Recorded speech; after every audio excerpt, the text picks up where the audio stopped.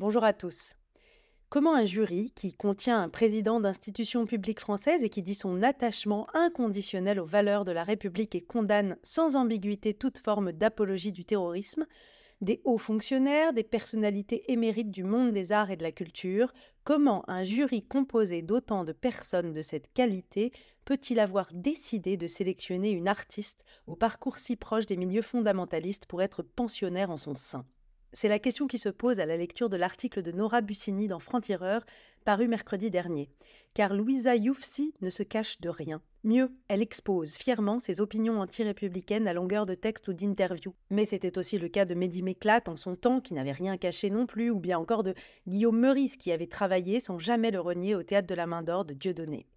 Louisa Youfsi, pour revenir à elle, a donc rejoint le Parti des indigènes de la République il y a une dizaine d'années, selon ce qu'elle en disait encore fièrement l'an passé quand un journaliste lui posait la question.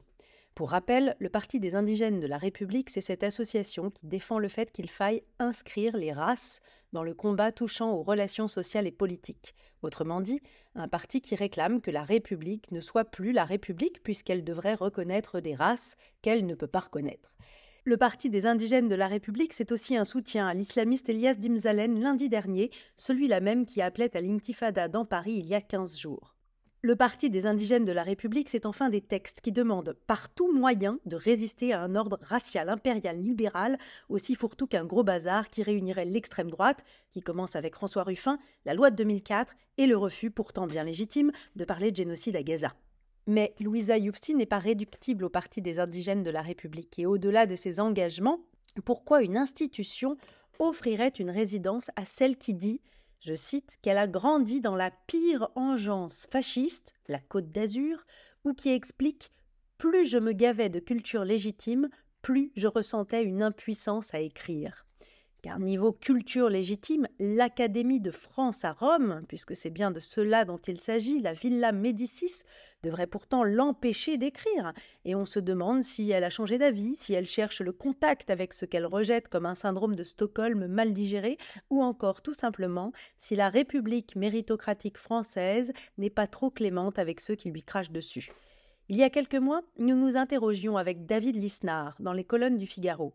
Si la création artistique est libre et que tous les projets artistiques, expositions, livres, pièces ont évidemment droit de citer, dans la limite de la loi qui, en démocratie, et c'est heureux, est large. L'argent public, les institutions, n'ont pas à aider les discours anti-républicains ou pire, comme ici, proches des milieux fondamentalistes, à trouver une validation, un label, car c'est bien de cela dont il s'agit.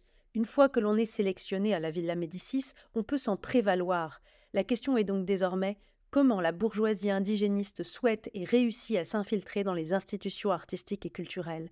Pourquoi et comment la porosité des milieux indigénistes avec le monde subventionné des arts apparaît-elle comme de plus en plus forte? Nora Bussini conclut son article en écrivant « Reste à mettre un peu d'ordre ». Elle a raison, mais reste à savoir aussi qui prendra la responsabilité de le faire. Bonne semaine sur RCJ.